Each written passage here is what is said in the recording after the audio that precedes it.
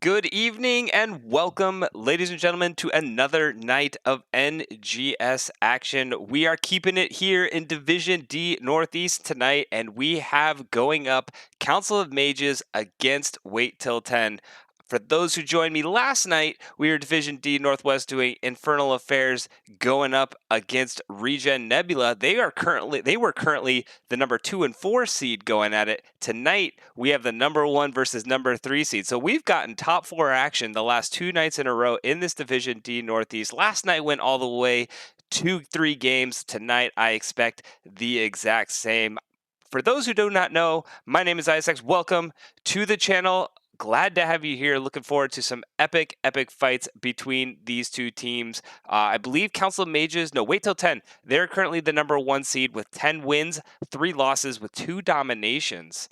Meanwhile, Council of Mages, they have 8 wins, 3 losses, and they actually have 3 dominations. So I don't know how that math works out because they both played 5 matches there. Oh, because Wait Till 10 has less dominations, they have played more games, therefore they have more games won. Okay, that makes sense to me now. Got it figured out. Everything is good to go. Okay, so we are getting everybody set up in the lobby. Let me get you guys over to the map overview real quick, so you can see what's going on for tonight. So for those who do not know, or none of you should know, Council of Mages, they got the choice between to call the coin toss, and they actually lost it. This was the first time in like the 16 games I've cast this season. This is the first time someone's lost the coin toss. So Wait Till 10 got the choice between first pick or map pick. They chose first hero pick, meaning Council of Mages started off our bans.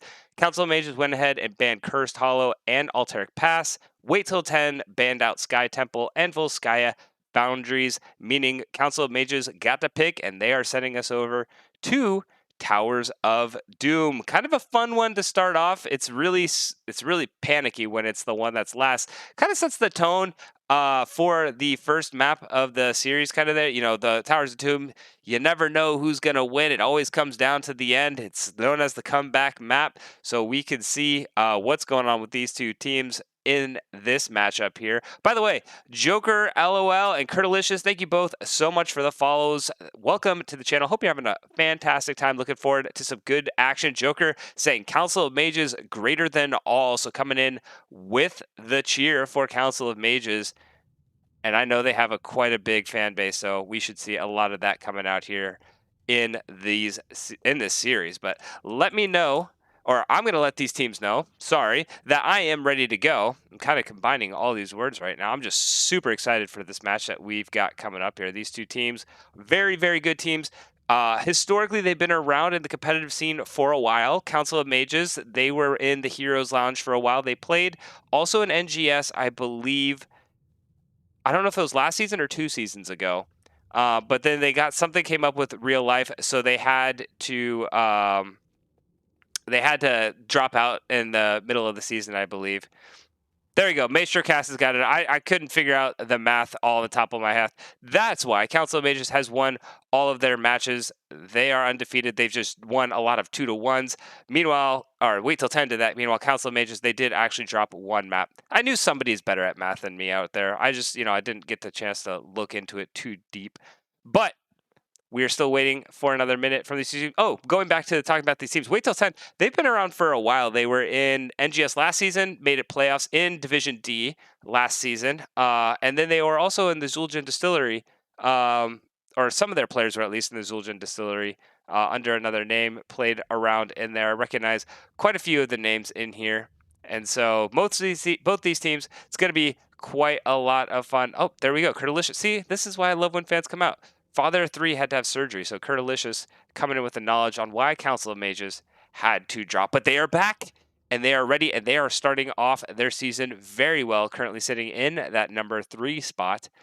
With a victory here, a 2-1, well, a 2-0, they would move all the way up into first place. A 2-1 would put them tied with Wait Till 10, but they would have the head-to-head, so it would move them all the way up into that number 1 spot. Meanwhile, Wait Till 10, they would be sitting in the number 2 spot. However, keeping their undefeated hopes alive, they would really cement themselves and start to separate themselves from the rest of the pack as that number 1 seed, trying to get that favorable matchup when playoff comes around in a couple more weeks. We're not too far away from the playoffs.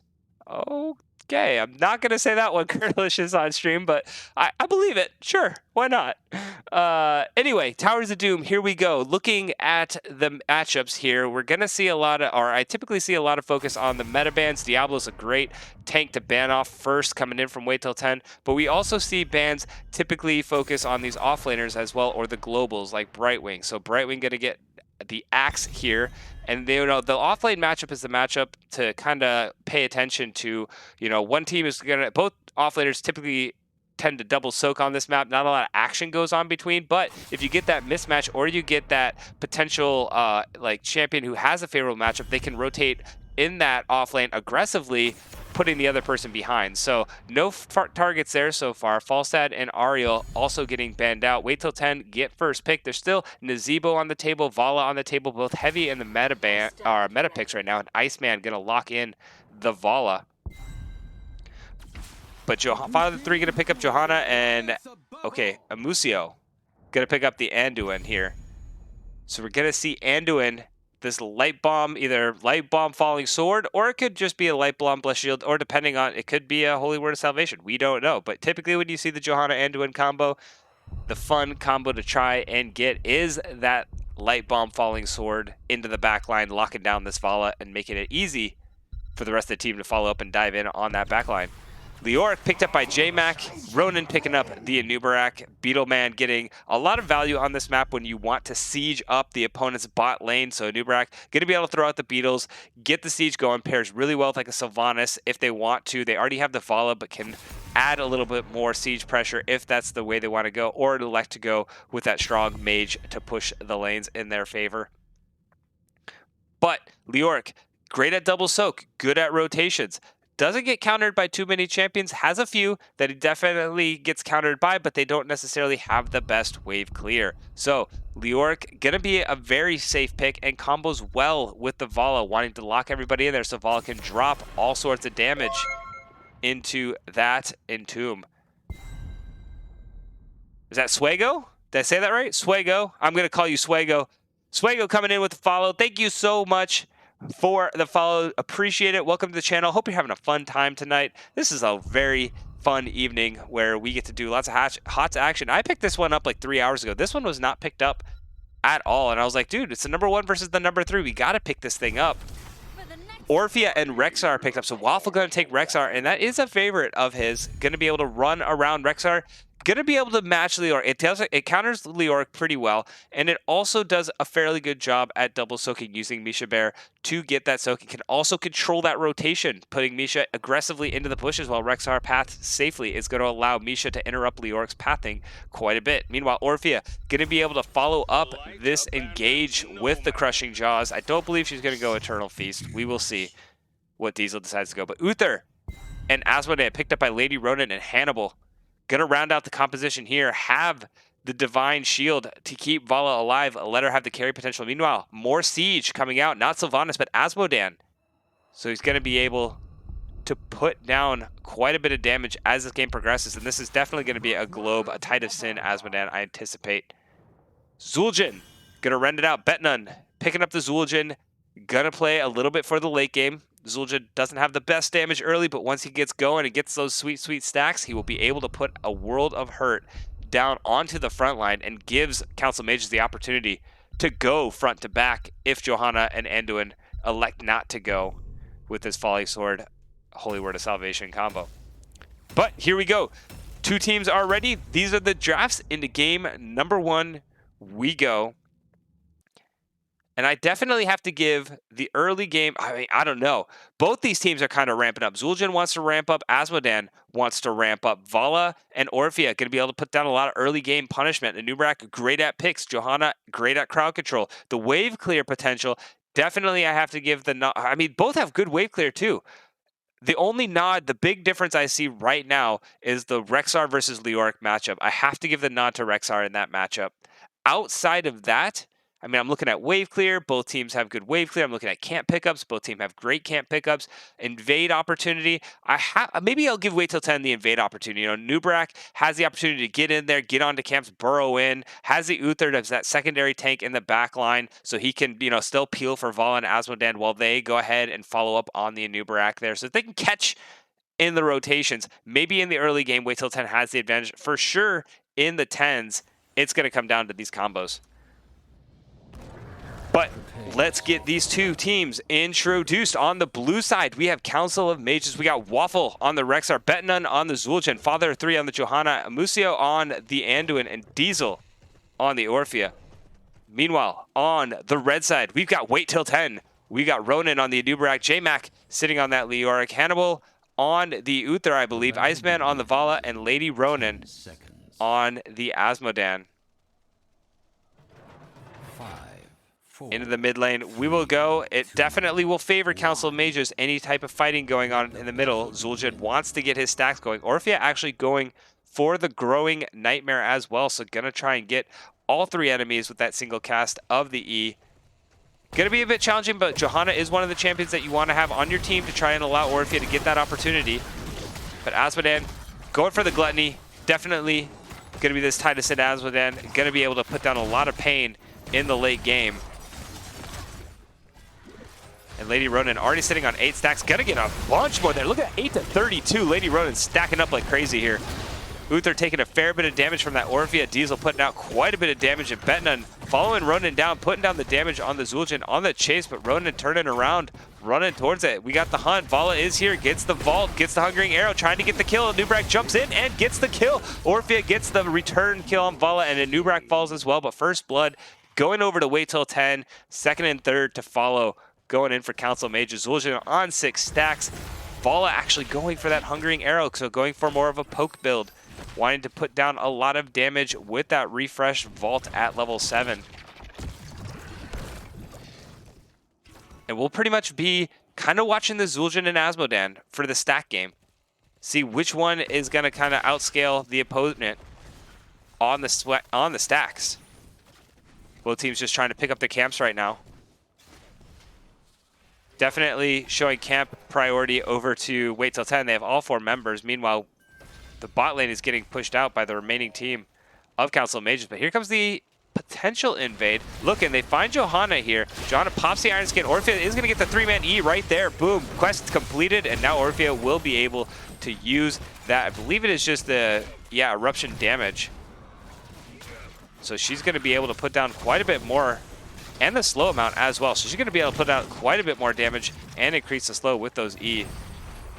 So that is a huge quest pickup by the Orphea there. Father 3 going in, and Nubrak jumping all the way in. Gets it on the Zul'jin. Asmodan trying to get the dunk. Does not get it. And both these teams just going to back themselves off here. Pumpkins are cleared by both teams. 58 stacks by Asmodan, 8 by Zul'jin. Orphea puts down the damage onto Hannibal, and Nubrak gets a nice 2-mana impale, but the chase is on. Orphea, master of the chase, going to be able to put the damage down, but Ronan getting the heals from Uther from beyond the realm. Nubrak going to stay healthy. And another kill going over to Council Mages. Having a very strong early game so far. Wait Till 10. Just trying to live up to their namesake here, get to 10s, and turn this game around with the heroic talents. First objective coming online. Probably going to be that gentleman's agreement up in the top lane. Uther and Rexar are going to go get those trades up at the top. Orphea actually channeling as well. Nobody interrupting. Vala running up, gets the Hungering Arrow off. Did not get the channel fully completed here. So good interrupt by the Vala. Ronan looking like he wants to try and pick a fight here. Iceman going to start the queue on Vala. About halfway done, but nice 3-man impale. Meanwhile, up in the top, Rexar getting bullied out by the Leoric. All these teams are just kind of spread all over the place right now. Rexar still trying to pick a fight with this Leoric. Meanwhile, Orphea jumping onto the Vala here. Betnun just putting down the damage, continuing to get stacks. There's a stun by Misha. Ronan barely getting away with his life. Asmodan trying to get in on this Orphea, maybe too far forward, but a 2-man route from the Anduin is going to make sure there is no follow-up on this Orphea. And everybody's so low, having to back off, tab, get themselves healthy again, and come back. And Nubrak's going to have to figure out, he's way too low. If he dives in, he's going to go down. No call has been made to disengage yet. Anduin goes fishing, finds the Vala. Orphea just jumps right on, but Anubrak gets the burrow, the dunk coming in from the Asmodan. Leoric in the back line, and now we got Leoric and Uther fighting a Johanna. Meanwhile, Ronan running away. Lady Ronan very low on mana, and down all the way down here, Zul'jin and Vala were having their own party. Zul'jin getting the better of that trade. That was absolute chaos going on all over that map. But ultimately, Council of Mages come away with the win. Zul'jin sitting at 15 stacks now, Asmodan at 106. Holy cow. It's madness here in game number 1. But Council of Mages are able to take the 2 altars and get the 4-shot lead on the core. And the siege has started. Both camps are available for these teams to go ahead and pick up. Looking to try to get any value that they can on these camps. Again, 4-man commitment coming out of Wait Till 10. Only 2 so far. Bet None coming up to give that 3rd edge. Leoric here for the potential invade. But camps being picked up by both teams and rotating down into this bot lane. Vala has the refresh on the vault now. No, she doesn't. She's got the multi-shot slow. Sorry about that. Does not have. Oh, there it is. It's at 4 now. They've changed so much with Vala's kit. I haven't played Vala a ton. It is at 4. I was like looking at something like, wait a minute, that doesn't look right. It is at 4. She gets that now instead of 7. All is well. And these 2 teams just duking it out. Ooh.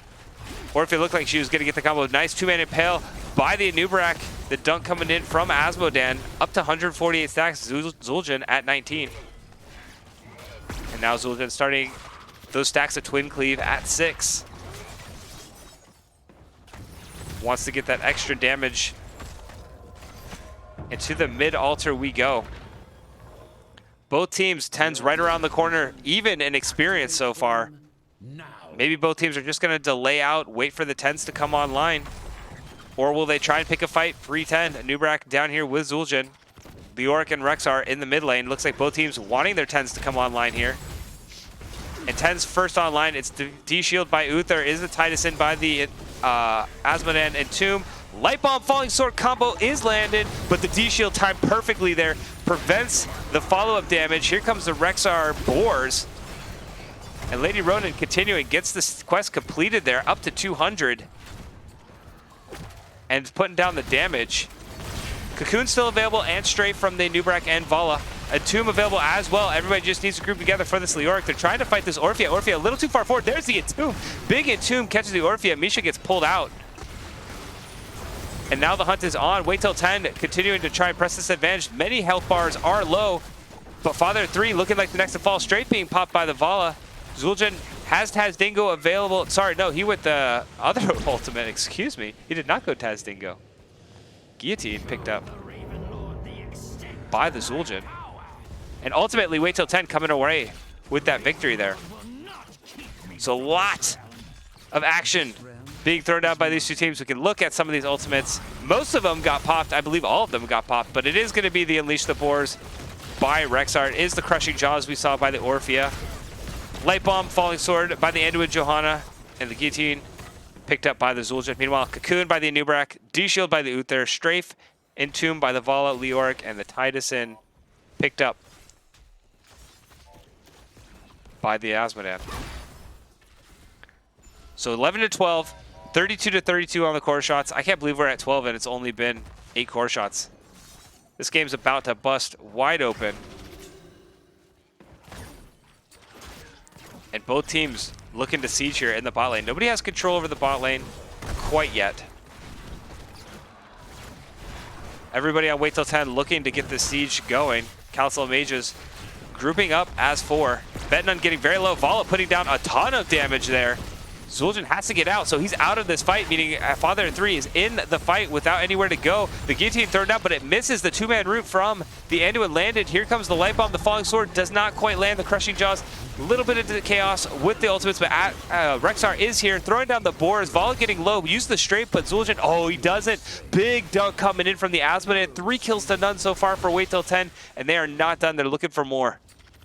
Iceman and Ronan sitting very low. Misha Bear got to get out, gets the heal, and will be able to get herself away. But Nubrak has all those beetles available, is going to be able to tank a lot of this fort damage. And they're trying to get in on to Johanna, gets the instant mount, but Iceman going to make sure with those hungering arrows, double hungering arrow was used, able to pick up the kill. And that's going to be 5 core shots going over. And wait till 10. Get the prize of the bot lane fort. That is the ultimate prize here on Towers of Doom. Council Mage has got to find a way to get it back. JMac actually picking up this camp. Rexar does have the Spidey senses going off, but just a little late. Will not be able to get the camp cleared. Zul'jin and Orphea going to go ahead and start off the bot, but Iceman recognizing Zul'jin popped the health cut, sacrificing 50% of his HP, and Iceman's like, you know what? I'm just going to put my full combo down on you, and did a surprising amount of damage, caught Zul'jin off guard, and that means Vala gets the kill. 1v2 too. So well done by Vala, recognizing Anduin's in a rough spot right here in the mid lane. The Orc is here, so is the Vala. Pops the light bomb, but doesn't even get a chance to get it off. And the rotation by the Vala and the Asmodee to the mid lane. Gonna start the siege here in this mid lane. And 9-4, just like that, this game, once we got to level 10, has just flipped on its head. And wait till 10 coming away with a lot of these mid-game fights. But as we mentioned earlier, it's Towers of Doom. You can have one shot left on your core and come back and win the game. Always known as the comeback map. Council Mages picked this. They're very confident on it. Get the engage. The Falling Sword committed. Waffle getting very low, but still alive. Now goes down. Rexar is the first to fall, and Vulnerable popped on the Asmodee. Diesel in a very rough spot. Gets absolutely blown up by the Vala here. Stun going down on Tibetan, but he gets pulled away. Father of 3 stuck in the Entomb. Gonna go down, and this is 4 for nothing so far. The full ace not going to be done, as Lucio is going to be able to get himself away. But these 3 pumpkins going to get escorted in, and this is another 10 shots going off by Wait Till 10 in the mid top lane. And Lucio got to get back. 50 HP, gets the heal off, so he will be okay. One more auto attack may have spelt his demise. But now, I mean, for what it was, I think I said it was 11-12 in the levels, and it was 32-32. And we've gone a couple more levels, like 3 or 4 more minutes, and now it is 32-14. Just absolutely flipping right now. Council Mages got to get themselves back together. Get on even talent tiers. That's the way they want to start. Get those 16s. Start turning some of these forts back blue, and then look to team fight. We do have keeps now, so a little bit more experience for getting these structures. Vala is not here, taking the tunnel all the way in. Gonna rotate down. But this keep not all the way completed yet. Look at that damage coming out of Asmodee, and Vala just comes in and cleans it up. This is huge scaling coming out of this Asmodee, and the burst damage from the Vala is just insane. This is a 6 cap actually. 3 pumpkins going off. Zul'jin gonna follow next. Father of 3 trying to get in. Does go away to the hungering arrow there. And this 6 cap is gonna continue bombarding. Bottom has got to be the one. It just needs to be sneezed on at 338 health to stop this barrage. Vala strafing herself to the mid lane. Rexar trying to go down to get this one to turn. Anduin here. He tried to get in to get the hit, but was unable to. And Vala actually does that. I believe that was to minions. Where did Vala die at? Where is Vala? I have no idea where Vala went. But this barrage is not going to be interrupted unless Orphea can get this E off. And she can't. That is going to be it. Game number 1. Going to go to Wait Till 10. Living up, like I said, to their namesake. Just playing the patient game all the way to level 10. And once level 10s came online, they just took control of that game. It was very, very close for a long time. That one just prolonged chaotic fight over that single fort in the middle was just absolutely insane. But after that, Wait Till 10 tightened it up, got their combos, got their ultimates, and just continued to harass with this Asmodee and Vala. Vala just putting out so much burst damage. And then Asmodee being able to eventually scale herself up. I'm saying her because it's Lady Ronin. And getting a lot of value from that Titus in. The Gluttony finished, I believe it was pre-10, or right around when 10s came online, the Gluttony was finished. So it was just absolutely bonkers the amount of damage. I mean, look at Asmodan. This was a 13-minute game, and Asmodan put out 50k damage to 52 from Vala. That number would have just continued to grow exponentially as Asmodan finished off and got the 400 stacks. And then at level 20, when he gets the upgraded damage, I mean, holy cow. What a showing by the Asmodan there. But that is just game number 1. Let me throw it over to the talent screens for a few moments. Zandil coming in with the follow. Welcome to the channel, Zandil. Thanks for showing up. Hope you're having fun. Definitely appreciate the follow. Looking at some of these chat, I'm just trying to see what's going on. Let's go, baby, coming in from one Neuro. Joker, Curtalicious, better, faster, tighten up. Guessing that's to Council of Mages.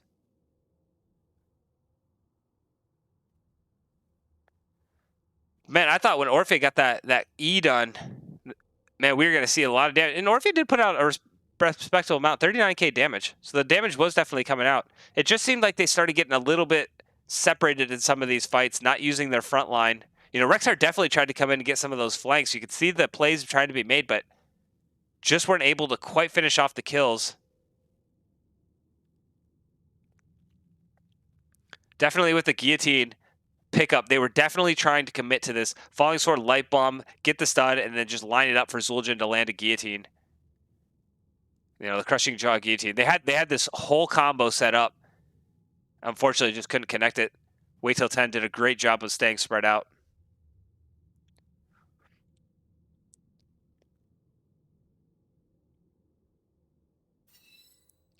But let me get you guys back over to the map screen. I'm getting the invite for game number 2. We're going to Infernal Shrines.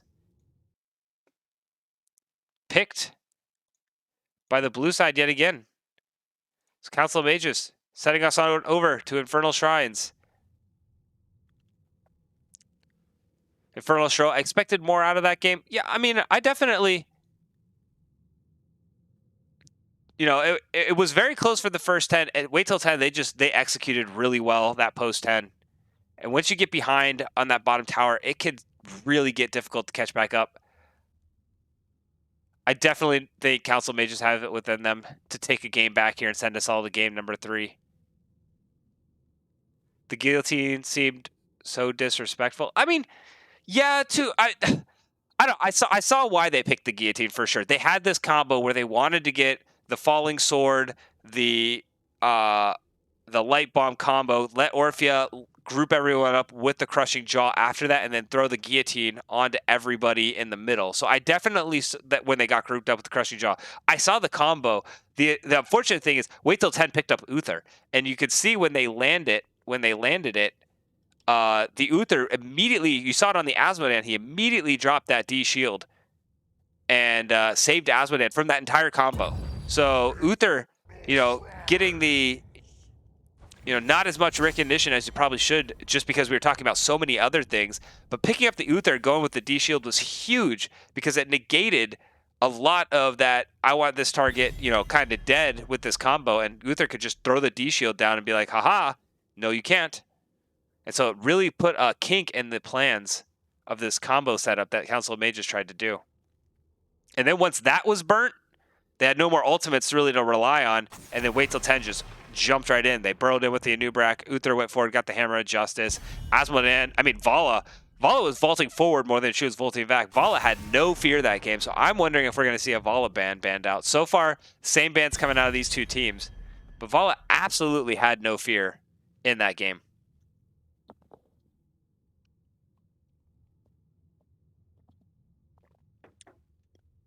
Waiting on the second ban here. Wonder if we're going to get like possible tank bans. You know, Mei, Johanna, some of the more favorite bans because of their AoE build to Sonya. Oh, I was just going to say Sonya. Dang it. They beat me to it. Sonya because she can do so much wave clear on this objective. And there is the Vala ban. So the Respect ban coming out of Council Mages. Don't want to see Iceman on the Vala again. It was a pretty scary thing to go up against for sure. Still, I'm almost better, guys. Still got a little bit of congestion, so we're doing tea again tonight. But next cast, we might be back to Oktoberfests. ETC, first pick by Ronan. I know Ronan loves ETC. It just always makes me a little bit scared when ETC is the first pick. We'll see how Council of Mages decide to respond. But this could be the holy cow. They ran Uther last game. If the Uther's not taken away here, Wait Till 10 might be like, we're going to run the holy cow comp.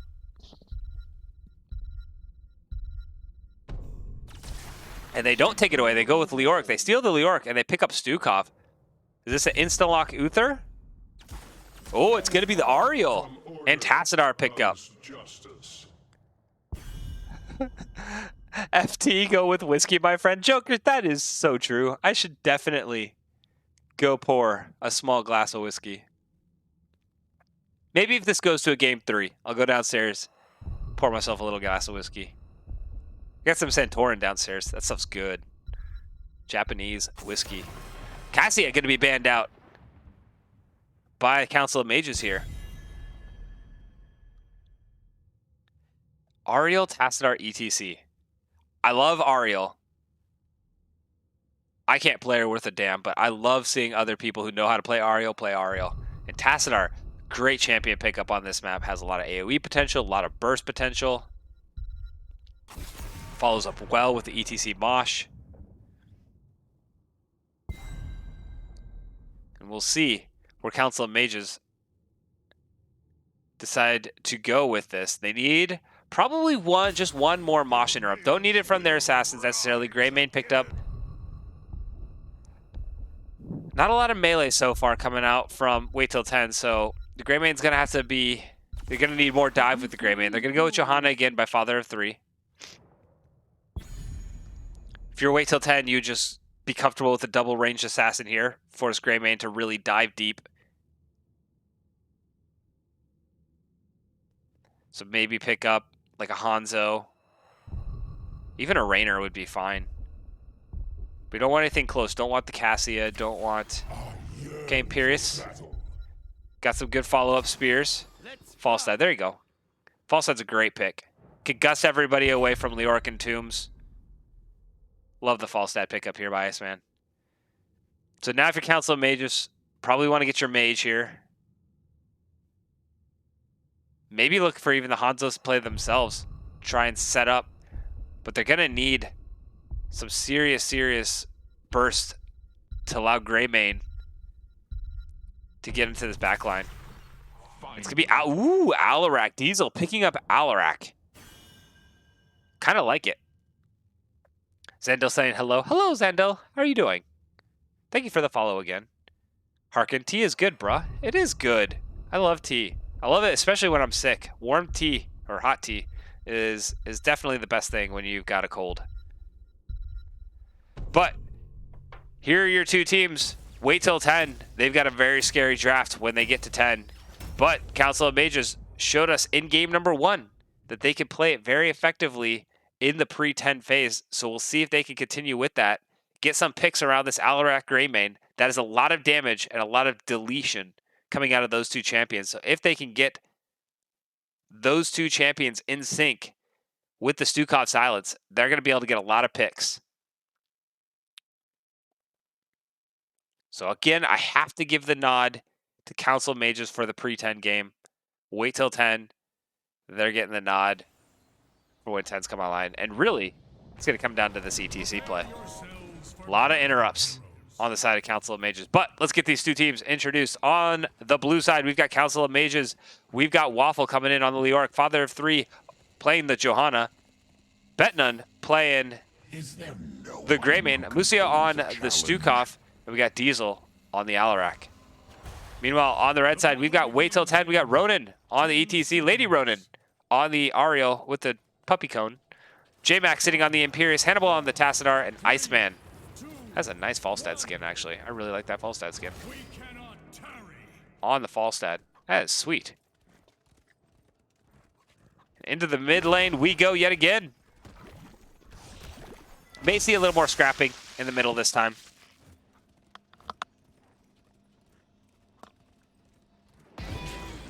Looks like both these teams being a little hesitant to start.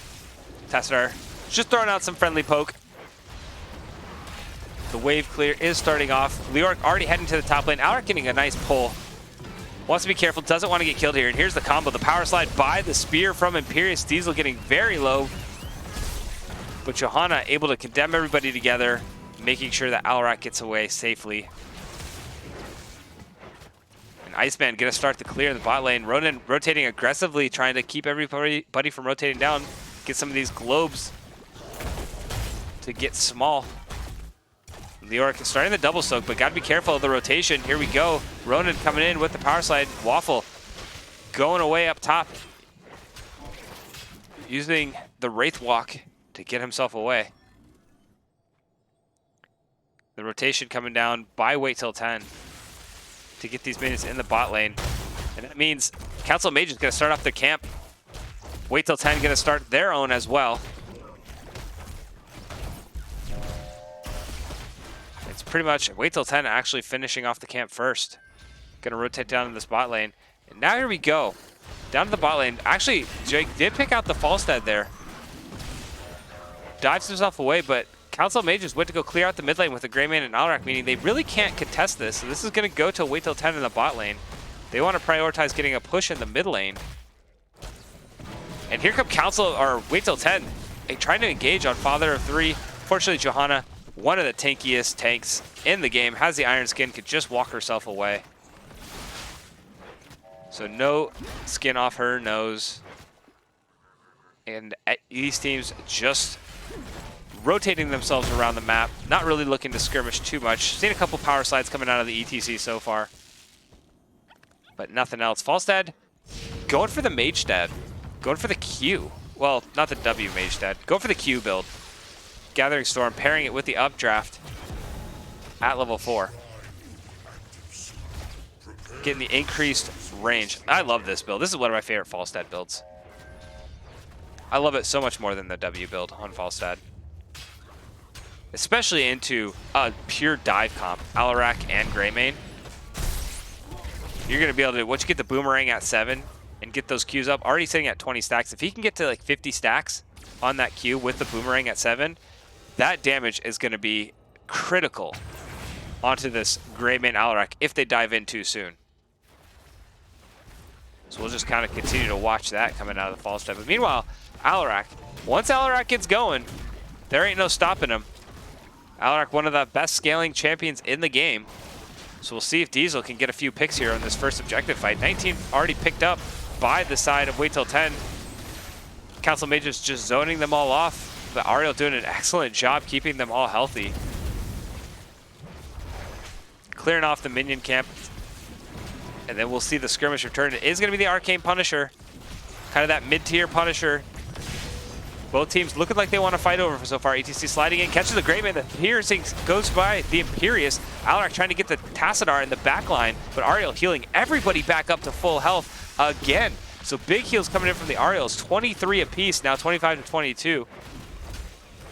I thought there was going to be one more picked up by Council Mages there, but it's very close on the minions. Everybody's just got to get healthy. Greymane's got to be very careful not to get picked here again by the Imperious. J-Mac looking for him on the hunt.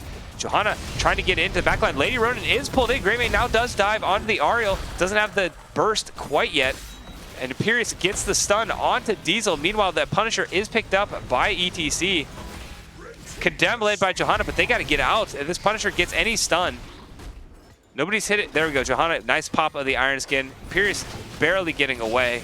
With the Punisher going to be in front of the wall rather than behind. That means it will take a little bit less damage. Will eventually get popped over once Johanna is able to get the auto attack here. There it is. And so the front wall will fall, and it seems to be that will be as much as Wait Till 10 will be able to get with this Punisher. Nearly gone. But Johanna looking like she wants to engage her. Ariel getting very slowed with the punish slow. Unfortunately, not able to have much more follow-up. And that will be it with the first objective. Falstad, look at Falstad, up to 45 stacks of Q already. This guy's going to be scary in this mid game.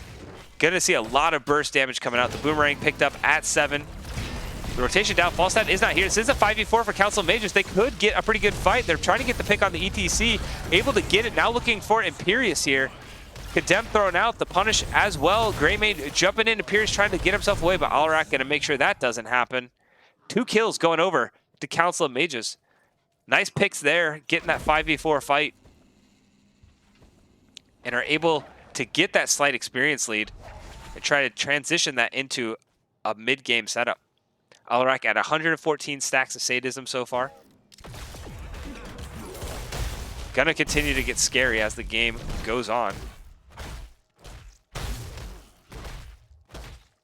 Bottom camp gonna be picked up by Council Mages. Each team's picked up bot camp once now. This camp still needs to be picked up. 10's right around the corner for Council of Mages. The siege is on up here in the mid lane. Father 3 looking like he's got the ultimate. He's ready to pull the trigger. Johanna still holding on, deciding she is going to go to the Blessed Shield. Throat rip actually by Greybane, so he's really trying to delete this back line. Flailing swipes by Stukov. Counter-strike by the Alarak, and the Entomb by the Leoric. Meanwhile, 10's not quite there for Wait Till 10, so they're going to sit back and get this soak. 10's now online. Imperius, got to be careful here. All members here. Entomb was utilized. Silence coming out, but he does pop the Angelic Armaments. The damage going down. Greymane actually gets the kill with the throat rip, so has it available. Again, throws it down to get onto Hannibal and then just gets himself away. Wanted more of the damage. Archon being picked up by the Tassadar, so he's going to be in that Archon form. ETC still holding on. Hasn't picked his ultimate yet. Chrysalis popped onto the ETC by the Ariel, and everybody getting away. But is the Hinterling Blast picked up by the Falstad? As we said, Archon was by the Tassadar. Chrysalis by Ariel there, and the Angelic Armaments picked up by Imperius. ETC still holding on though, deciding which way he wants to go. Does he want to go for the Mosh, or does he want to go for this stage dive? I fully anticipate this is going to be a Mosh. There's no way this is not a Mosh, right? It is a stage dive. Pulling the old switcheroo. Gonna run the stage dive. Too many interrupts on the side of Council of Mages. Feels like he can get more value out of the stage dive. So ETC going to take over the macro game. Imperius now going to rotate with the 4-man and try and get those spears for the engages on the side of Wait Till 10. But it is going to be the Mortar Punisher already started here by the side of Wait Till 10.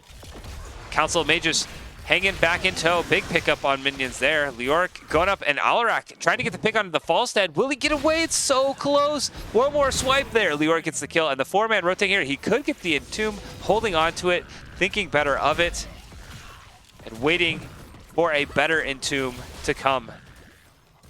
Chasing the Imperius away. ETC sliding himself in here onto Father of 3, but not going to get much. Imperius is running away from the Leoric up at the top lane. Counter-strike thrown out by Diesel. Gets a lot of damage down at the Tassadar. But this is going to go over to Council of Mages. They're going to get this Punisher, I believe. Falstad flying in, so there might be one last try. But it's at 37. That is pretty far. The retreat is called by Wait Till 10. And the push is on for the Council of Mages. Trying to get some value, get some picks with the Alarak. They get the Falstad, the pull. Oh, it doesn't get the pull off in time. But everybody's just backing way up, respecting the Alarak. ETC in the bot lane, Imperius in the top lane. If they can get a pick here, it would be huge. Stukov trying to get the root silence, isn't able to connect there. Alarak just waiting in tow. Gets the double pull. Ariel getting so low. Greymane jumping in, but Ariel is deleted. Counter-strike popped by the Alarak. ETC used the stage dive to get in. Greymane has to roll himself away. Flailing swipes to make sure that Greymane stays safe. And another kill going over to Council of Mages. 5-0 in kills so far. And they are transitioning much better into this mid game out of Council of Mages. Game 1 jitters out of the way. Getting onto more comfortable champions. Diesel, known for wreaking havoc on this Alarak. Showing us why. 129 stacks of sadism so far. Greymane at 8 stack on the Wizened Duelist. Trying to get some more takedowns.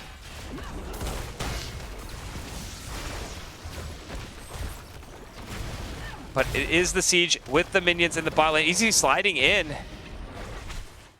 Doesn't find anybody, but Imperius is here, so we do have the 5v4. Let's see if they recognize that the Imperius has not been seen on the map for quite a while. Imperius is coming around. Nobody recognizes it. ETC getting very low. The Chrysalis popped at 20 HP, so Ronan stays alive, gets the kill, and gets out. That is insane. But the hunt is on now. Wait till 10, continuing to push ahead. Alarak getting a couple of kills, or pulls there, excuse me, but the Hinterland Blast is going to pick up Johanna.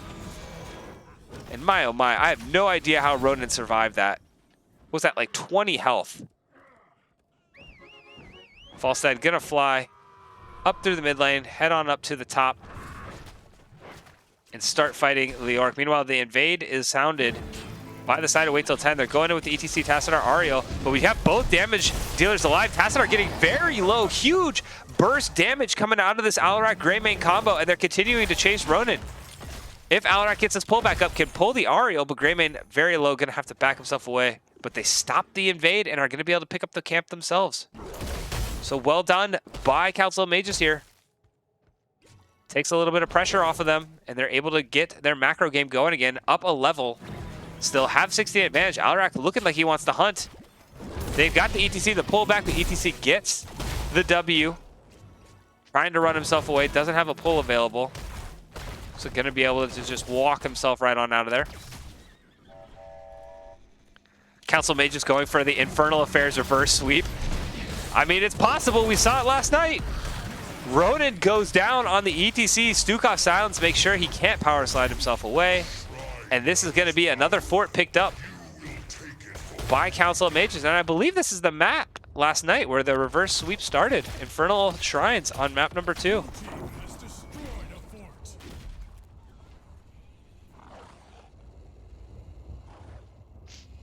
And now all of Council of Mages, they have 14 seconds. ETC does have stage dive, so he will be able to get to this fight. But everybody, or 3 members at least from Wait Till 10, picking up the Bruiser camp, trying to get some value elsewhere on the map while they wait for ETC to respawn. ETC is here. Imperius is now heading down. Falstad is getting ready to get in as well. 10 picked up. It is a Frozen Punisher. This is one of the best Punishers that you can get, especially in the late game. 20 picked up so far. ETC is here, did not use the stage dive to get himself in. Ariel getting zoned off by the Leoric, so they have no healer for Wait Till 10 right now. No recognition so far by Council Mages. The Leoric looking for the Entomb, does not have it yet. Electing to hold on, but it's 28 to 12 so far. Trigger is going to have to be pulled by Wait Till 10. They cannot wait any longer. ETC getting pulled in. Silence in the back. Meanwhile, Leoric gets a 2-man Entomb. Greymane gets a kill onto the ETC. Leoric has 2 members completely zoned off here, and now Johanna continuing to fight. Everybody on Council of Mages has their foot on the gas, trying to push forward here in this fight. Ariel gets pulled back by Diesel, and Lady Ronan pops the Chrysalis for herself, but gonna go down. And the Punisher picked up by Council of Mages, continuing to press in the bot lane. These minions did pick up that fort in the top lane. Will continue to push here. Got a nice minion wave behind it, but Council of Mages looking to potentially get a keep here. Not really going to be able to end, I don't think, unless they can get another staggered death or 2.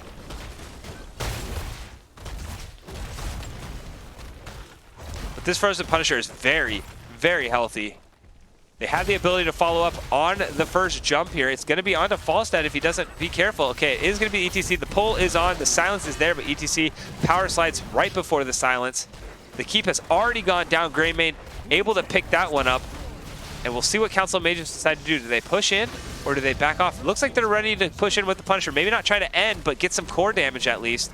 And now the retreat has been sounded. Looking to get their level 20s first.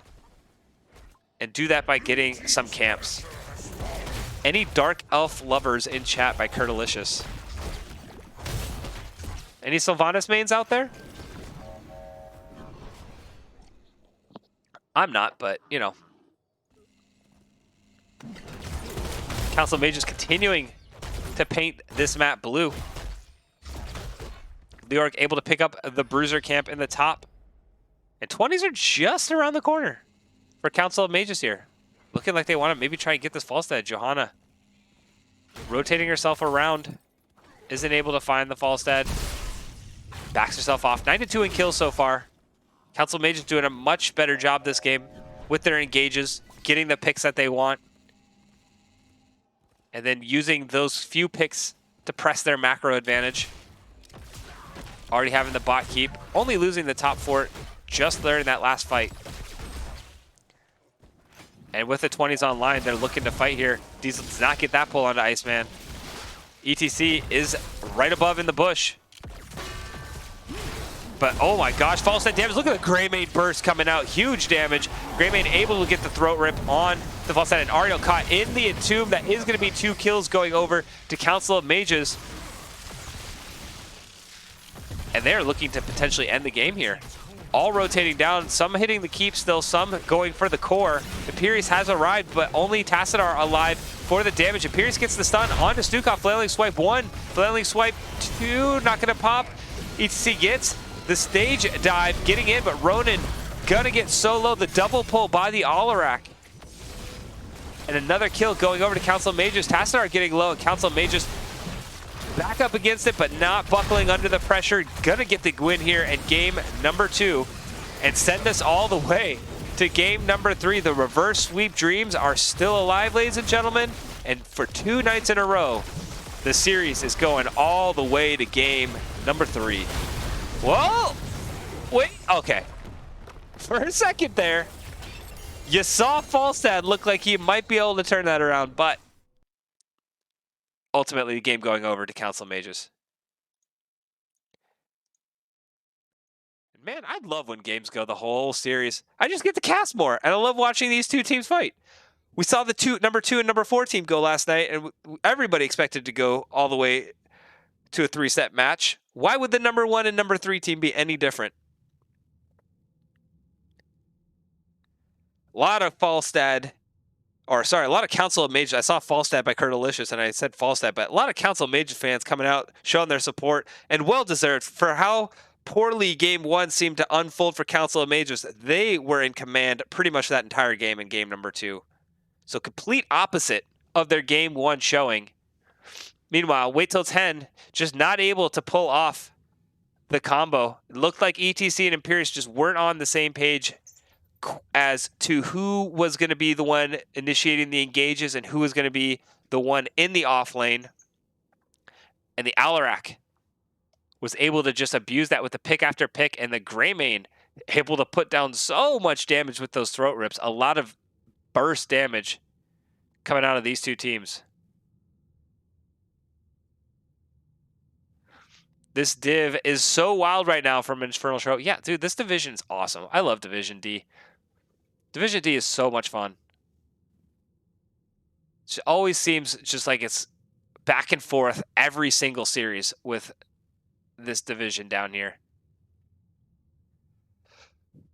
But Tassadar able to put down quite a bit of damage. We knew Tassadar was going to be able to put down a lot of damage here in this game. Just not able to get enough down onto the Greymane or Alarak to get the kill that they really needed. Keeping both members, even when they got the kills, you saw it in that late game when they got 2 of those kills and were trying to push the camp. Both Greymane and Alarak were still alive, and they just absolutely deleted Tassadar. He was full HP, and then he was just gone in a blink of an eye. So the burst damage staying alive allowed them to keep themselves in this game. Leoric getting 20k soaked to Imperius's 16k. That is pretty much what you expect out of that matchup. Leoric is going to double soak a little bit better than Imperius, but Imperius is definitely going to be very impactful in the team fights. There are the talents picked up.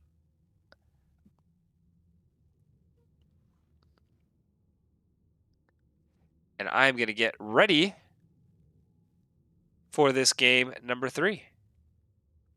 They really needed that gust. Yeah, the gust definitely would have been a good thing to have picked up for sure. For the disengage. I understand the Hinterling Blast. I'm curious if ETC and Falstad had a plan going into it. We were going to mosh and Hinterling Blast on top of it. And then Falstad picked up Hinterling Blast, and ETC was like holding on, like, maybe I don't want to go mosh because they have so many interrupts. Maybe I'll go stage dive instead, just switch with Imperius. And then they just changed it. And so Falstad, didn't get that memo and ultimately went, could have gotten the disengage ultimate instead. But Still able to put down a lot of damage. I thought with Falstad getting all those stacks on the queue early in the game, Falstad was just going to tear it apart in the late game because Falstad was getting mighty stacks for sure. But game number 3 is right around the corner. So let me get you guys back to the map screen.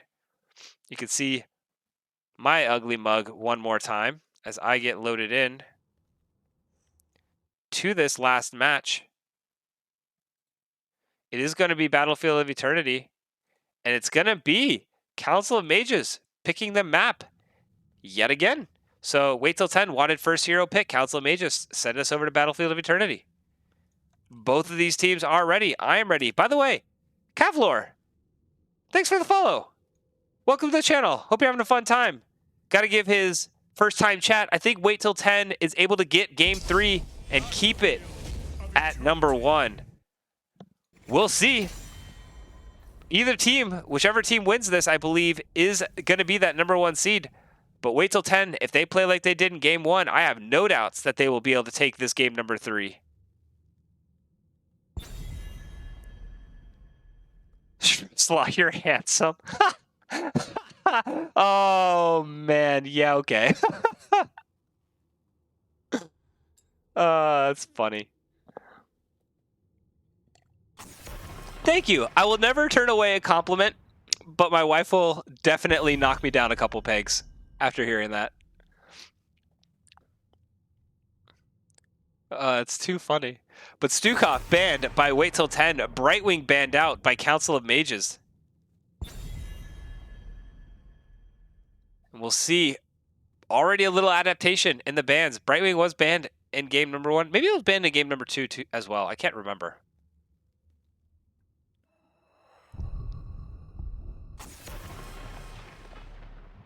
Diablo getting banned out by wait till 10 yet again. No Alarak ban. So maybe Council of Mages gonna try and run that one again. Not as good of a map to run Alarak on Battlefield of Eternity, but if you're confident on it, sometimes comfort pick is the way to go. Vala banned out by Council of Mages. The Respect ban going over to Iceman, but there's still a lot of race. And Greymane, there it is. Greymane picked up by Council of Mages in game number 2. One of the better racers picked up by wait till 10 here in game number 3. Artanis available. Johanna still available, so if they really like that Johanna that Father 3 have been running, very good at being able to blind the opposing team, keep their auto attacks off. But they're going to take the ETC and run Rexar. So an early ETC pickup by Father 3 and Rexar picked up by Waffle. So going back to the Rexar.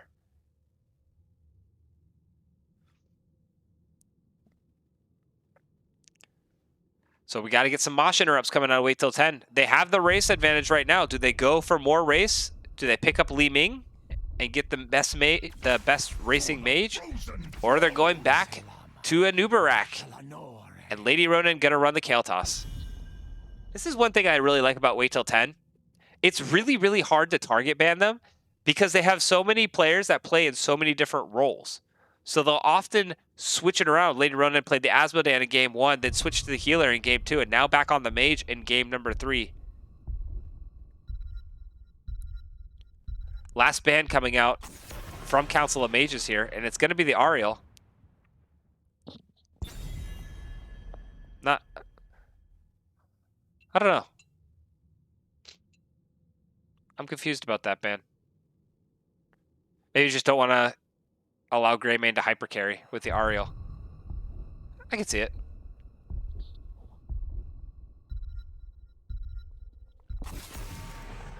And Li Ming going to be banned out by wait till 10. Don't want to see the best mage racer available. They're going back to the Zul'jin. Betnun saying, let me take a second stab at this. It didn't work out exactly how I wanted in game number 1, but I'm going to show you here in game number 3 that Zul'jin is the right play. Looking for a healer and a possible mage. That flex pick coming in. It's going to be the Lucio, so saving the flex pick for last. Lucio picked up by Musio. Urel picked up by J-Mac. Going to be able to abuse the Rexar pretty well. Kerzim picked up by Hannibal. Dive, dive, dive, dive, dive is what's coming out of Wait Till 10. Sound the alarm. Everybody's going to be jumping forward on Wait Till 10 once they get their ultimates online. So we've got a Lucio, and we need some peel. Some self-peel coming out on the side of Council of Mages. Something that can play very safe because you're about to get... Ooh, Kel'Thuzad. All right. Everything's out. This caster knows nothing. We're just going to go Kel'Thuzad, one of the squishiest champions. Definitely has the burst damage. Gonna pair very well with a Mosh from the ETC. Not a ton of interrupts. The Gravity Lapse and the Anub'arak Impale are really the only one. If Ural can get in position to get a knockback, then she can as well. But Kel'Thuzad, very squishy mage. One of the squishiest champions in the game. But Diesel showing off the Alarak and showing that he is very comfortable being on those hyper carry champions. Gonna do it again here on the Kel'Thuzad. And my, oh my, we just got to be very careful around this full-on dive comp coming out of Wait Till 10. Kel'Thuzad's going to have to play very, very safe in these team fights. But game number 3, everything's on the line here for these two teams. If you're a fan of either team, start throwing out your support. I'm going to introduce these two teams one last time. On the blue side, we've got Council of Mages. We got Father of 3 on the ETC, Amusio on the Lucio, Diesel on the Kel'Thuzad, Betnun on the Zul'jin, and Waffle on the Rexxar. Meanwhile, on the red side, we got Wait Till 10. We got J-Mac sitting on the Urel, Lady Ronin on the Kael'thas. We got Hannibal sitting on the Karazim, Ronin on the Anub'arak, and Iceman on that Gray Mane. And here we go, ladies and gentlemen. Game 3 about to get underway. Everybody heading to the bot lane. We are looking for some sort of action, maybe to break out here. Each team kind of sitting back. Kael'thas wanting to get his globe, so he's like, I'll just chill back here until there's a globe for me to step out for. Wave clear, very strong on both teams. Either this Kel'Thuzad has massive balls or he's nuts. Why not both? Why not both? Gonna take some good Lucio high fives. Yeah, Lucio's gonna have to be just on his game for the high fives. Otherwise, he may just go the sound barrier. There's a lot of crowd control, so the high five is a very good pick. But man, oh man, with the amount of dive coming out, it may just be, you know what, the minute I see that Anub'arak start burrowing, I just press R. Because I gotta keep this Kel'Thuzad alive. We'll see which way Lucio decides to go. Kel'Thuzad stacks at 2 of 30 so far. We're on Kel'Thuzad and Zul'jin stack tracker. I mean, Council of Mages, they have a very good scaling comp. They will definitely scale into the late game very well as long as they do not fall too far behind in this early game, in a great way to make sure that doesn't happen. Picking up the bottom camp, getting a little bit of that early experience lead. Zul'jin actually rotating all the way up into the top lane. We got Ronin and J-Mac picking up the camp together. Zul'jin not going to make it in time, but Misha's going to jump on. So Misha gets on here, and Zul'jin now has arrived, cuts his health in half, and J-Mac going to take a lot of damage. He's going to give Zul'jin a stack, and Anub'arak burrows in, but it's a 2.5 V2 right now. Misha getting in, gets a second stun. Waffle sitting very low. Betnun as well. Who's going to win this? Look at the contest. Oh my gosh, it's so close, but Zul'jin continue to get stacks. The camp did go over to the side of Wait Till 10, and nobody falls. You got to be kidding me. But Zul'jin gets up to 6 stacks. ETC getting the slide in, catches the Gray Mane, the chains goes out, they get the combo, but Root's the one that did not get chained. Kel'Thuzad gets rooted out, or sorry, Kael'thas. There's Kel'Thuzad and Kael'thas. And now, with this as Punisher starting in 2 more seconds, we see Wait Till 10 going ahead and moving up to their Bruiser camp.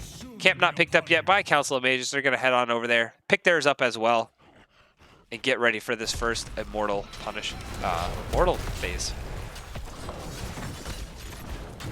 The race is still definitely favoring Wait Till 10. Gray Mane going to be able to do a lot of burn, but Zul'jin going to be able to put out a respectable amount as well. Kel'Thuzad, not so much. But it is going to be the aggression coming out of Wait Till 10.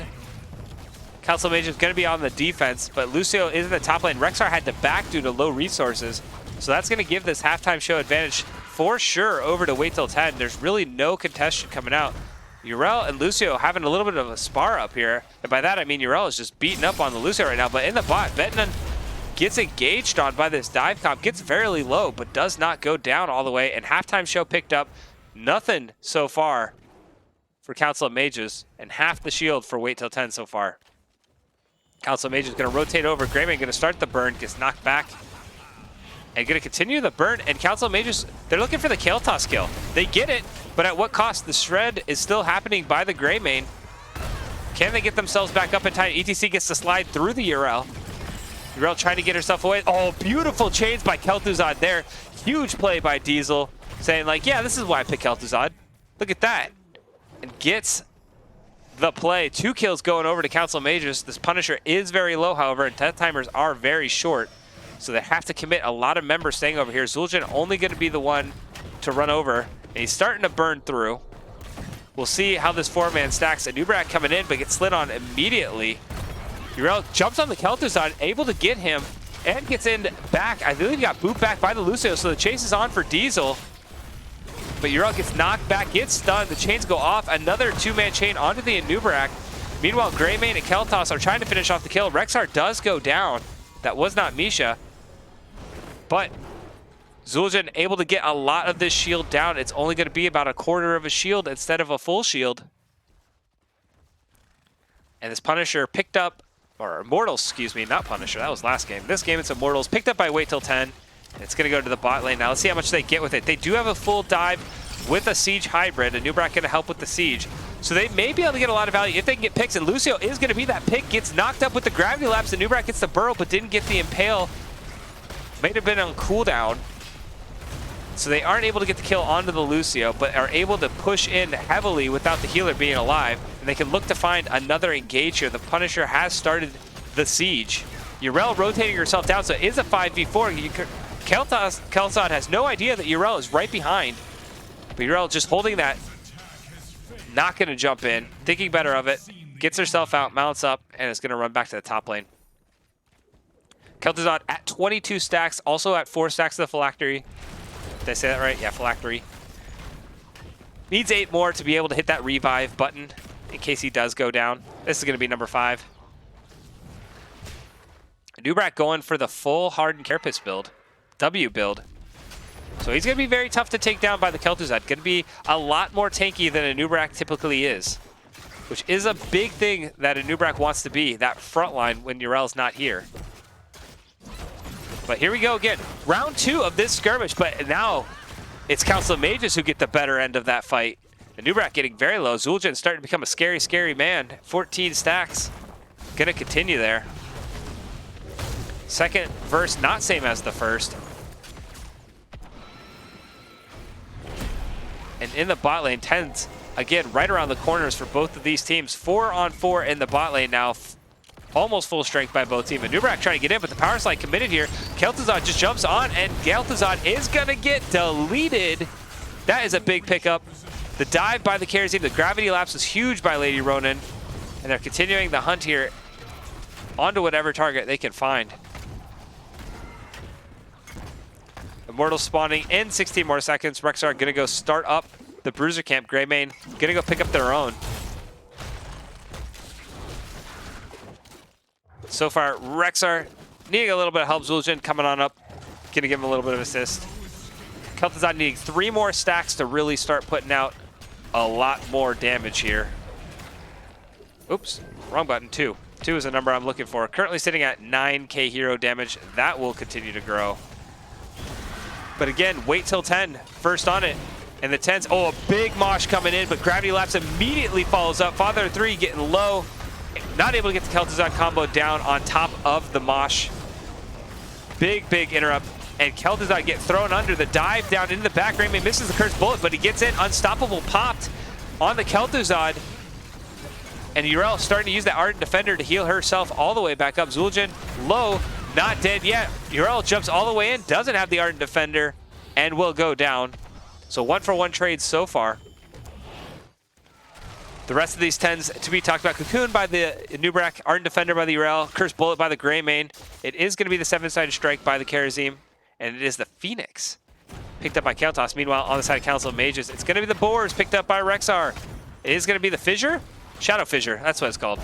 By the Kel'Thuzad. It's going to be the High Five by the Lucio, Mosh Pit by ETC, and Taz Dingo picked up by Zul'jin. So switching off the Guillotine, going on to the Taz Dingo here in game numero 2. ETC sliding in, gets caught by the Gravity Lapse. Lady Ronin is on point with these Gravity Lapses, gets the kill, but the Kel'Thuzad burst coming out big. Iceman barely survives that combo, as does J-Mac. Karazim, excuse me, trying to heal his team back up. So they get the kill, but have to retreat because Kel'Thuzad able to put down quite a bit of damage. He's gonna have to be the focus in some of these fights. Halftime show, pretty much even, going over to the side of Council of Mages so far. Here we go. Big spread out fight over this middle Immortal. Everybody, Kel'Thuz actually gets stunned out by Misha, gets knocked back by the Lucio, but Lucio taking a ton of damage to get Lady Ronin, but she does go down. Taz Dingo popped by the Zul'jin in the back, trying to get the Greymane, isn't able to, so it's a trade and kill so far, but here comes Kel'Thuzad getting a chains, but misses the Fissure.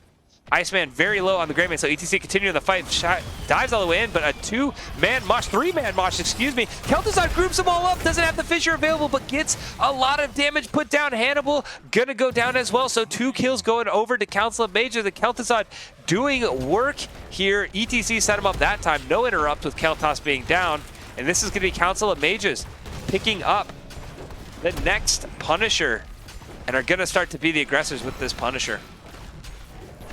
Sorry, Immortal. I always call them Punishers. I don't know why. And this is a half-health Immortal that is going to go into the top lane, but these minions got to be soaked by somebody. Marisha and Rexar on their way to the bot lane to get that remainder of the soak. It's now, you know, wait till 10. They're talking it out, trying to figure out, do we put the Kel'Thuzad under and try to kill the ETC, or do we put the ETC under and try to dive the back line? The Nubrak getting picked off by the ETC there, burrows himself away, but the chains, oh, they get the pick, but unfortunately Ronin had the shield available, and remember, a Nubrak is much, much tankier with this build, especially against shadow damage. Oh, a big root there, chains going off. Karazim getting fairly low, Betnun actually taking a couple tower shots there. Nubrak throwing down the Cocoon onto Lucio. Everything seeming a little spread out by wait till 10 so far.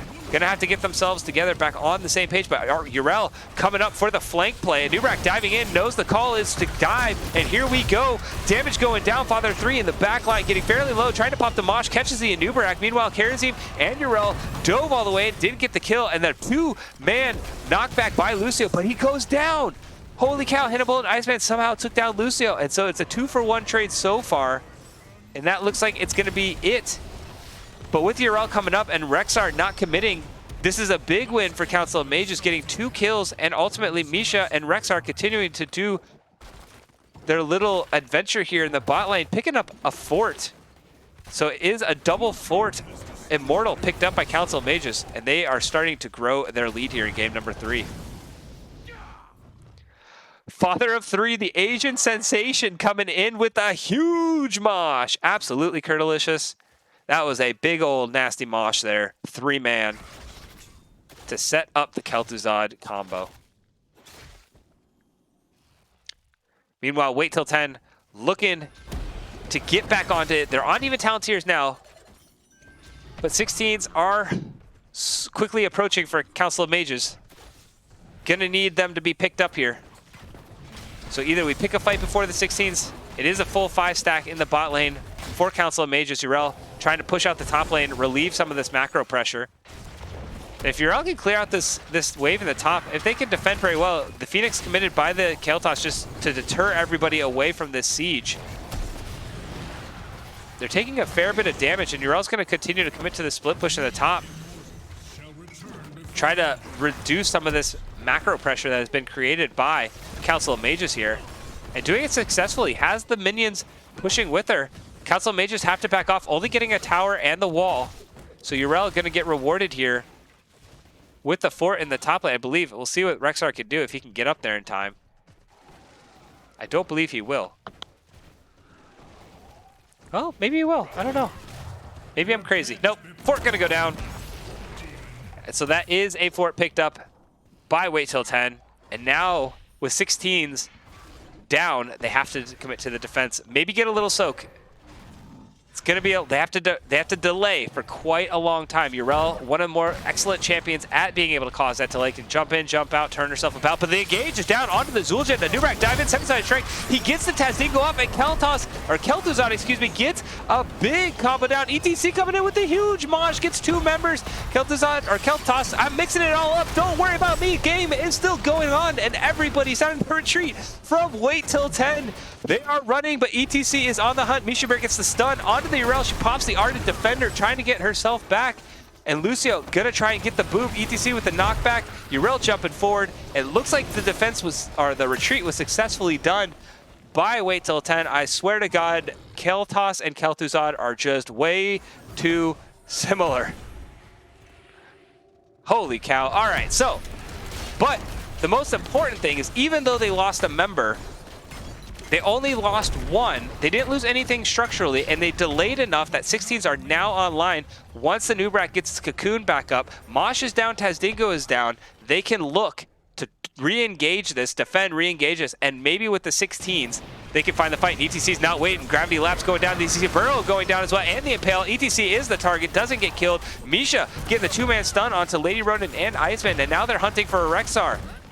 Gets the knockback, and now the hunt is on. Cocoon is now available. They get the Misha Bear first. The Gravity Lapse misses, but Father 3 goes in, has the Mosh available. Dive onto the Kel'Thuzad by the Nubrak. The Mosh does miss.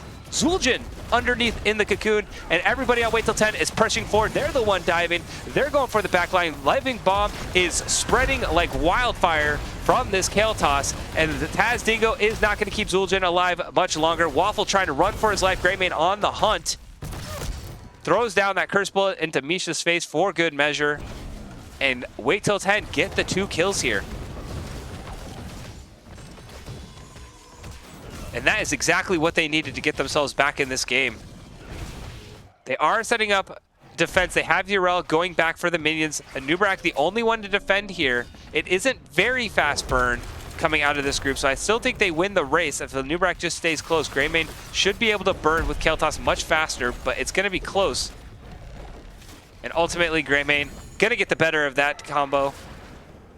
And this is going to be Wait Till 10, somehow, some way, finding a way to delay long enough to get that Immortal.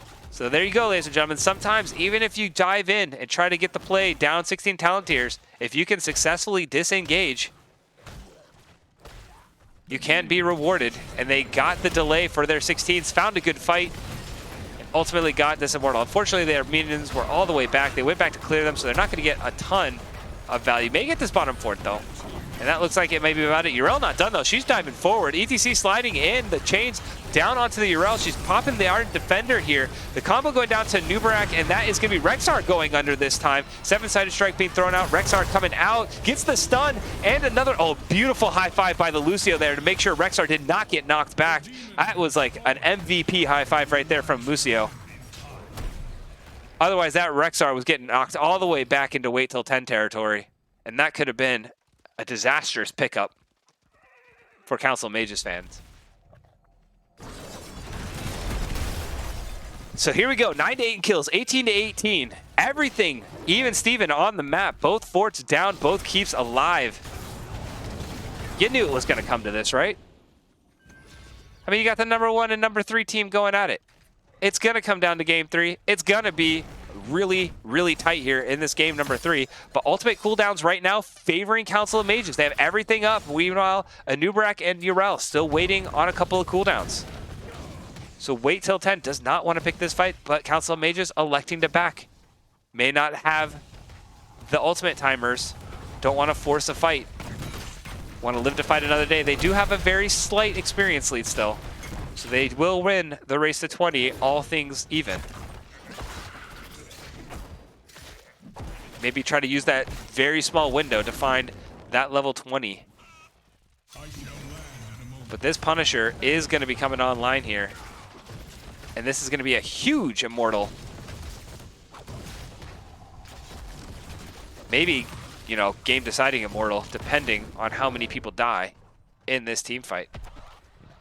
How are we doing on damage trackers? Zul'jin at 60k, Kel'Thuzad at 40, Kael'thas at 45, Greymane at 30. Man, it felt like these teams, with how much these teams have been fighting, those numbers are lower than I expected. Still high, but lower than what I thought we were going to be like in the 80s, 70s. Like, these teams are just scrapping. I mean, Kel'Thuzad has been landing combos like mad. Each team electing to defend here. A lot of nerves, a lot of pressure. Zul'jin and Kel'Thuzad going to get a little bit of a push here in the bot lane. Meanwhile, Anub'arak and Kharazim doing the same thing in the top lane. Are we going to get a base race? Probably not. Uriel actually backing to go get the minions. 20s are around the corner, so here we go. Council Mages looking to get a good rotation up. They just got their 20s. It is going to be the tour bus picked up by the ETC gets to relocate himself during the mosh pit. Meanwhile, the kill command picked up by the bear. Might of the Scourge picked up by Kel'Thuzad. Summoner Anthem picked up by Lucio, and a surprise for you. Bouncing auto attacks coming in for the Kel'Thuzad. Meanwhile, Rewind picked up by the Anub'arak. Word of Glory picked up by the Uriel. The Hunter's Blunderbuss picked up by the Greymane. Storm Shield picked up by Kharazim, and it is going to be that Master of Flames picked up by the Kael'thas. I'm going to zoom all the way out for this huge fight that's about to break out. Both teams positioning. Neither one wanted to give any ground. Right now, the Siege minions in the top lane. The Anub'arak jumping in. They're going to go on the Misha Bear. And the boars are popped, so they re-engage. There's the root coming in, but it's under the own Immortal. The Mosh coming in, kisses onto two members. The reposition, sorry, going backwards. So far, Kael'thas does go down from the Kel'Thuzad combo, but Rexxar gets traded away. Ronan on the backline puts Zul'jin underneath. The Taz Dingo is still available, so they have to be very careful. Meanwhile, a big power slide and combo by the Kel'Thuzad there. Taz Dingo is popped. Anub'arak trying to burrow himself away, gets himself out. And Greymane is still alive. And Zul'jin being alive is huge because that is going to provide so much more burn onto this Immortal. Anub'arak trying to get in. Power slide going through. Anub'arak is still fairly low. He burrows in on the Zul'jin. Has the Unstoppable. Trying to get away. Greymane, or excuse me, that's Kharazim on the hunt. But Ronan not able to get completely away. Father 3 is trying to zone everyone off. 7-7 strike thrown down. Zul'jin trying to heal himself up. The defenses here, they cannot die is the thing. They do not want to lose anybody else. Ronan gets himself, actually gets knocked back by the Lucio. Two-man impale. Kel'Thuzad getting the chains, but not getting the fissure. This is a full shield Immortal going to the top lane. The good news, these lanes are very pushed out in favor of wait till 10.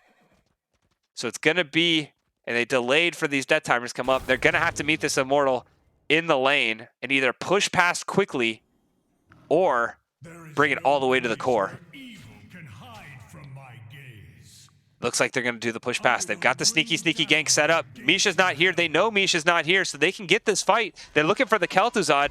Kel'Thuzad is there. Anub'arak going in. He shows. Zul'jin goes under. They're looking for the fight. ETC's in the back. Throws down the Mosh. Gets a three-man Mosh. But the interrupt coming in from the Impale. The fissure. The chains. Does not connect. Uriel getting rooted, but does not have the Ardent Defender. Anub'arak getting rooted as well. This big Misha Bear root and a double stun onto the Kharazim right in range of Zul'jin. The Taz Dingo is pop. Anub'arak goes down. And how about that? Kel'Thuzad getting pulled back, or sorry, Kael'thas getting pulled back by Kel'Thuzad, and this is going to be it. Council of Mages gonna complete the reverse sweep and win on Battlefield of Eternity game number 3, and well done to them. It looked for a second that Wait Till 10 had the sneaky play, but they were able to disengage. Father 3 coming in with another big ol' mosh, and Council of Mages taking this series 2-1. Oh my goodness. That was insane. That was nuts, beyond nuts. That was such a good game. Now the damage counters are where I expected them to be. 85k put out by Zul'jin in that game. Betnun saying, see, I told you I could do this. I can carry. That was an incredible performance, putting out a ton of damage there. Kel'Thuzad getting the 57k damage, landing some of the combos, got the ones that mattered. Lucio, I mean, I'm still looking at that high five onto the Rexar, saving Rexar's life as one of my favorite plays of the game. But Father 3 getting a couple of big old moshes there. Meanwhile, wait till 10. I mean, they looked good in that game number 1, and they looked pretty strong here in game number 3 as well. So this is going to be a playoff, a deep playoff match in the making. You just got a taste of it here. Got to wait a couple more weeks to watch the rematch. These two teams will be going at it again, I guarantee. Let me go ahead and message. What is? Sorry, I got a message. Oh, I'll read that later. Let me message Waffle. Where is my Waffle at? I know he's in here. I've had to do an interview with him before. There he is. There's Waffle.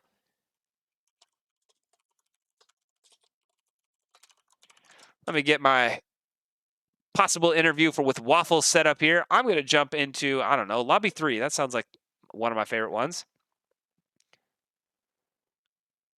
Delicious. Father 3, make me your 4th.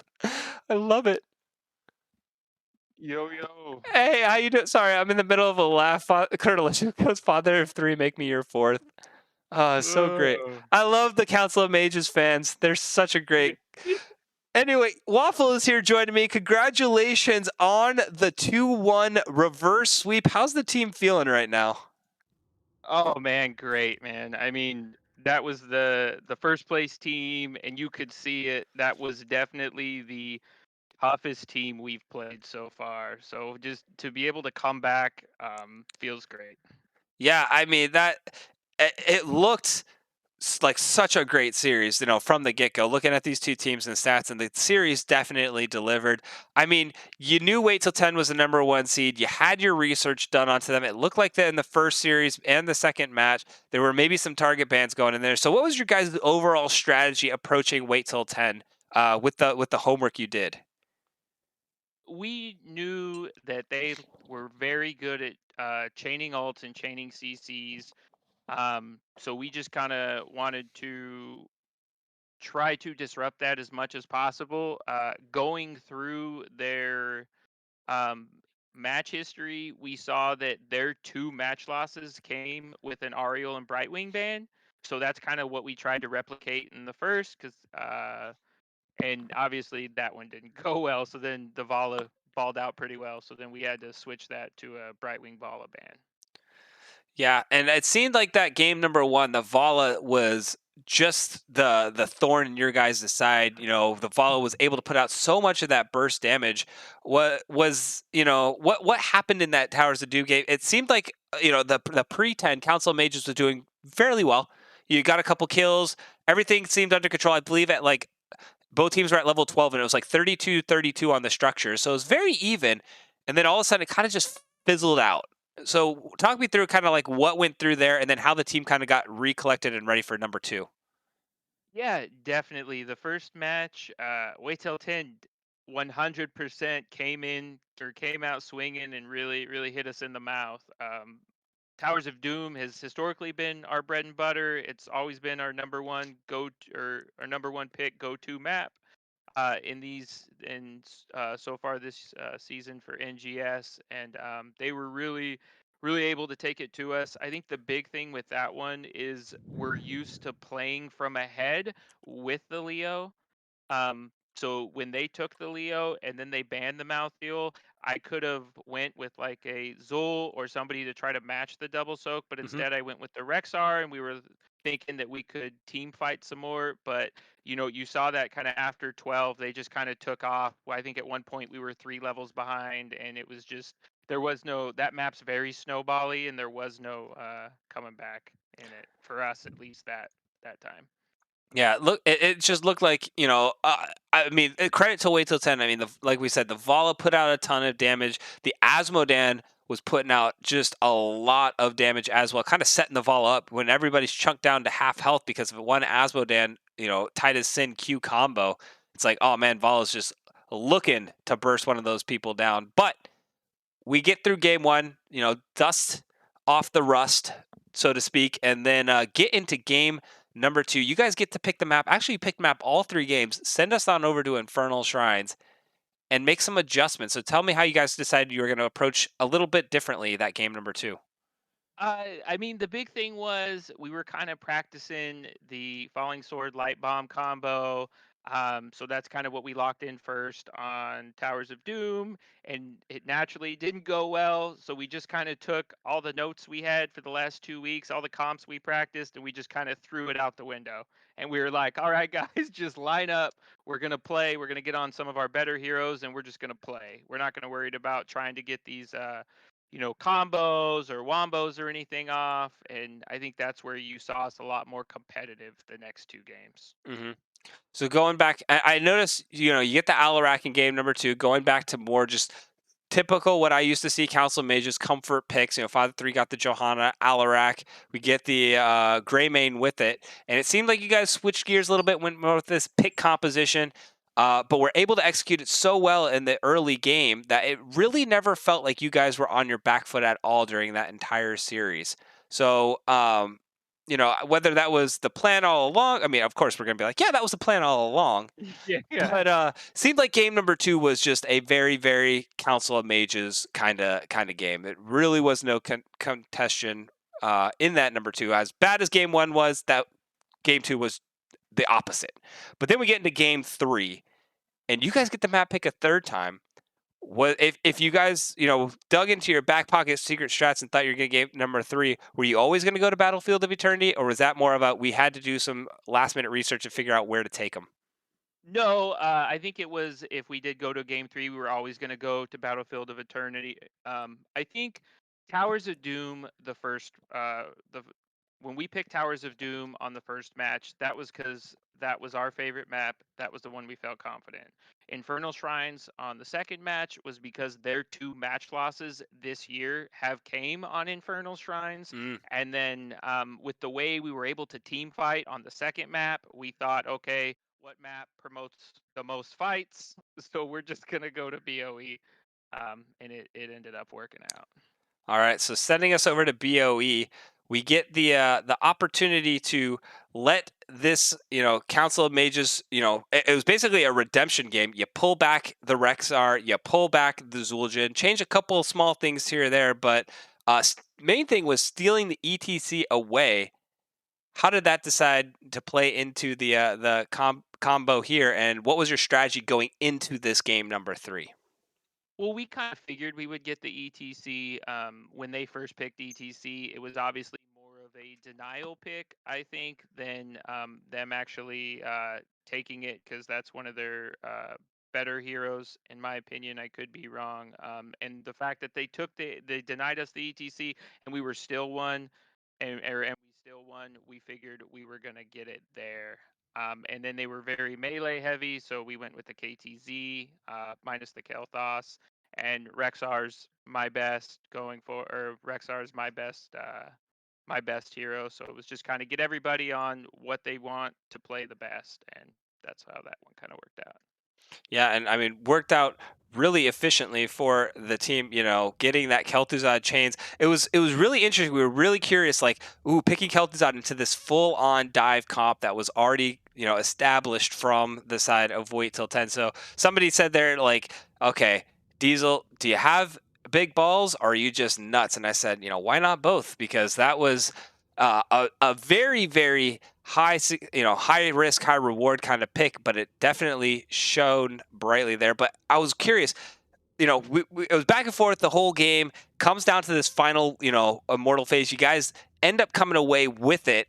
Were you expecting the cheeky play to possibly come out from the side of Wait Till 10, like that bush gank, or were you like, no, they're going to defend the keep and we just slow push this one in? We thought they were going to defend the keep and slow push it in, so it kind of caught us by surprise. But we were able to overcome that. Yeah, I mean, to me, it looked like it was everybody caught by surprise, but all of a sudden, like you guys just naturally fell in and weren't shook at all. Like normally, you see when that happens, like teams just like spread out and go chaotic, and that actually works fairly well for a team that's all picked. But Father of Three dives in, gets another huge mosh. He'd been landing him all game, and then I believe Kel'Thuzad got like a nice little combo down there as well. And all of a sudden, it was like, oh wait a minute, let's just push through this and then push with the immortal kind of deal. So major props. I love watching these teams grow throughout the season. The Council of Mages there, but second to last question that I always ask: who do you think was the team MVP on Council of Mages for this series? Well, 100% it was a Musio. Musio was a on roster substitute that got approved 3 days ago. Oh So he wow. just came in. His Stukov, the second game was clutch, and then his Lucio, the last game, was just amazing. So hands down, he was the MVP in my opinion. Yeah, I was gonna say I hadn't recognized Emusio's name. I was like, when I first called it Game One, I was like, huh, this is a different name for Council of Mages. Um, but I mean, I definitely had to give major props. I single handedly think he saved a keep in bot lane by getting a critical high five on Rexar and keeping him from getting knocked back into the wait till 10's loving arms by the Immortal. So I was like, wow, I got to watch that one on replay like 6 or 7 times. It was beautiful. But always giving a nod to your support. Last things last, you guys have a ton of fans in the chat right now, so I'm going to open it up to you. Any shout outs that you'd like to give, Waffle? Go right ahead. Yeah, no, just shout out to the squad. Shout out to Wait Till 10, man. I'm sure we will get together again in the playoffs. Toughest match so far this season, and I think it showed. And then shout out to Wait Till 10 again for, like I said, approving Amusio. We haven't had Kurt for a few weeks. So we've been kind of piecing it together. So he'll be back next week. That's awesome. We get the old crew back together again. But yeah, and then shout out to the squad again, and shout out to all the fans and you for casting, man. I really love it when you come in and cast, especially because you do have prior knowledge of us from when we played in Heroes Lounge. It's always a good time. So Absolutely. Absolutely. Always a blast. Definitely fun. Council Majors so far this season when I've cast is 2-0. So, just put me in your back pocket, tip your yeah. waiter and well, I'm just kidding. But congratulations again. Well done, Waffle, on the 2-1 reverse sweep coming in here. I believe that puts you guys up into the first place too. So not too shabby, not too shabby getting towards the end of this end of season 12 here and getting ready for playoffs. So best of luck to the team. Yep. Thanks a lot, Ice. You have a good rest of your night. Absolutely, you too, man.